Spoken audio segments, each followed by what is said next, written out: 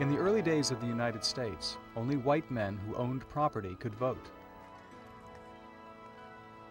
But by the early 1800s, with more and more immigrants arriving, attitudes began to change. People wanted their government by the people, as the Declaration of Independence promised, and by the 1820s, almost all adult white males had won the right to vote. Now they could take part in determining what the important issues of the time would be. But for three groups, African Americans, women, and Native Americans, it would take long and sometimes bitter struggles before they would be granted the right to vote.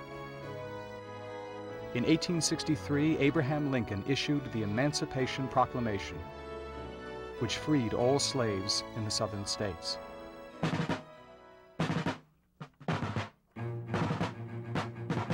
His proclamation showed Americans and the world that the Civil War was being fought to preserve the Union and being fought to end slavery. It wasn't until 1865 that the 13th Amendment ending slavery was added to the Constitution. Then, in 1868, Congress passed the 14th Amendment protecting the rights of the freed slaves. It stated that all people born in the United States, including African Americans, were considered natural citizens and had the same rights as all other Americans. It also prohibited any state from making or enforcing any laws that denied an individual's civil rights. But many African Americans were still mistreated and denied the rights that whites had, including the right to vote. So, in 1870, the 15th Amendment was added to the Constitution to protect the voting rights of blacks. It prohibited the national and state governments from refusing citizens the right to vote because of their race, color, or because they had been a slave.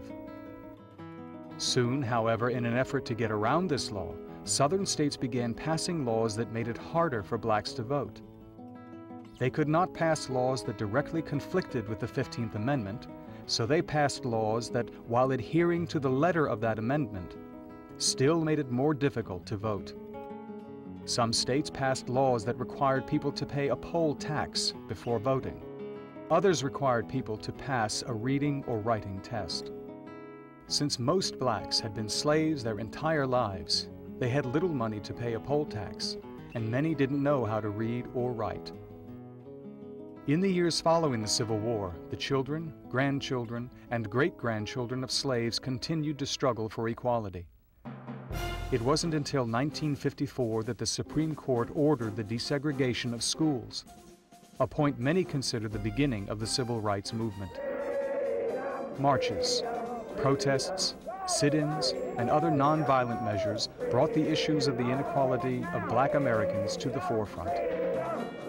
In 1963, in a televised speech in which he responded to racial violence in Birmingham, President John F. Kennedy pledged to end inequality. We have a right to expect that the Negro community will be responsible, will uphold the law, but they have a right to expect that the law will be fair, that the Constitution will be colorblind, as Justice Harlan said. President Lyndon Johnson made that promise a reality when he introduced the Civil Rights Act of 1964. This was followed by the Voting Rights Act of 1965, which outlawed the use of literacy tests as a requirement to vote. After nearly 100 years, African Americans finally began to enjoy the same rights as other American citizens. Women demanded the vote as early as 1848.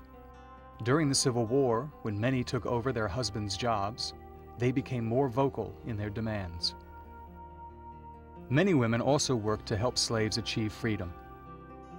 While most supported the legislation to protect former slaves and to make them citizens, some, including Susan B. Anthony, Elizabeth Cady Stanton, and other leaders of the women's suffrage movement, refused to support the 15th Amendment that gave blacks the right to vote because it did not include women.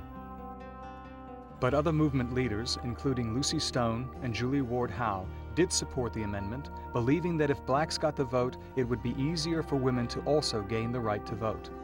This caused a split in the women's movement that lasted until 1890. Only when the labor of women was once again needed in wartime, this time World War I, did the federal government finally begin to consider allowing women to vote. Younger, more radical leaders emerged, notably Alice Paul, who organized marches, White House protests, and rallies, and whose militancy led to her imprisonment 3 different times. At the same time, leaders like Carrie Chapman Catt focused on a winning plan directed at individual state campaigns. In 1920, the 19th Amendment was passed, which provided for equal voting rights for men and women. After 90 years, the goal of the suffragists was finally attained. In 1887, the Dawes Act began encouraging Native Americans to become farmers, a move which often led to the breakdown of tribal culture. Native American children were taken to Indian schools to learn how to read and write, and to learn the social and cultural rules of a white society. But it wasn't until 1924 that Congress granted citizenship to Native Americans born in the U.S., and even then many states continued to bar Native Americans from voting. Henry Mitchell, an American Indian who lived on an island reservation in Maine, described one attitude toward Native Americans voting at the time. One of the Indians went over to Old Town once to see some official in the city hall about voting. I don't know just what position that official had over there, but he said to the Indian, "We don't want you people over here. You have your own elections over on the island, and if you want to vote, go over there." Finally, in 1948, New Mexico became the last state to grant Native Americans the right to vote.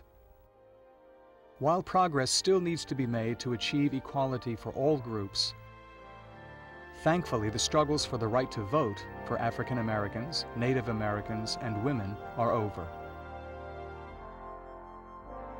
Today, every citizen of the United States has the right and the responsibility to vote.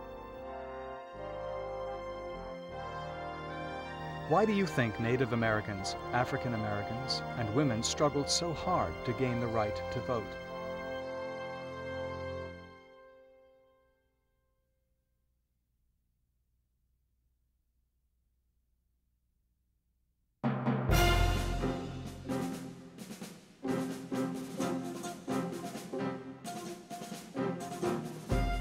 For young Americans, the era of the Vietnam War was a difficult time.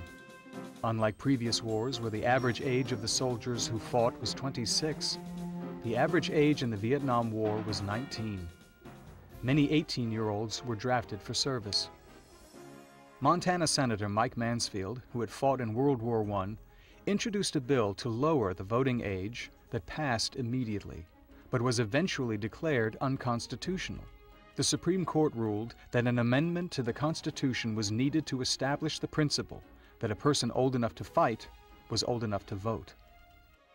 The passage of the 26th Amendment in 1971, lowering the voting age from 21 to 18, illustrated that national leaders recognized the injustice of denying young people the vote while at the same time requiring them to fight in a war. But having the right to vote and actually voting are two very different things. Often less than 50% of registered voters go to the polls to cast their ballots in national elections. Enter Rock the Vote, an organization founded in 1990. As a nonprofit, nonpartisan organization, Rock the Vote encourages young people to participate in the political process by incorporating youth culture and the entertainment community into its efforts. We'd like to urge everyone to register and vote in the U.S. We need candidates who will really address important issues: homelessness, AIDS research, economic depression, national health care. Please register and please vote so that we can all have a voice. Thank you very much. Peace. Rock the Vote uses media campaigns, street team activities, voter registration drives, Get Out the Vote events, and voter education campaigns to ensure that young people take advantage of their right to vote. The goal is to mobilize young people to bring positive social and political change into their lives and into their communities. During the last decade of the 20th century, Rock the Vote succeeded in bringing millions of new voters to the polls, reversing a 20-year cycle of declining participation by young voters in the political process that determines the quality of their lives and their communities. Working with an ever-growing number of superstar music, film, and television artists, Rock the Vote continues to add increasing numbers of young people who want to get involved to its rosters. Vote. Your vote counts. Vote. Vote. Vote. Rock the vote. Keep your mind and vote. Vote. Vote. Rock the vote. Rock the vote. Your vote is your voice. Use it. Today, Rock the Vote is still going strong. Some of the most recent projects include a partnership with Ben & Jerry's homemade ice cream to register new voters. In communities large and small, Rock the Vote street teams are organizing young people and registering hundreds of thousands of voters. Their message is clear. Voting is a hard-earned and precious privilege that all eligible voters should exercise. Why might some young people fail to vote?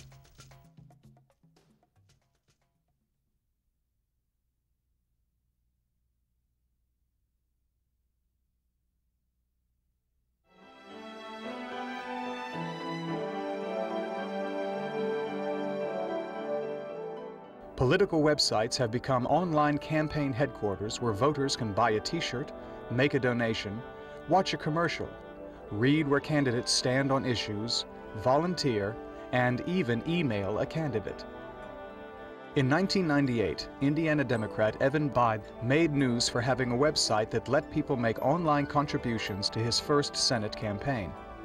By mid-October of that year, however, Bide had only raised $250 via the web. In the 2004 presidential elections, Democrat John Kerry used the internet to send emails to voters across the country from former President Bill Clinton and others, asking people to help the campaign raise $10 million in 10 days.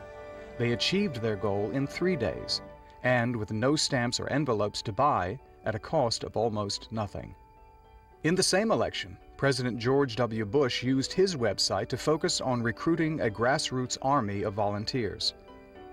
Through this website, a volunteer could sign up to host a party and send out invitations, all in addition to raising millions of dollars for the candidate.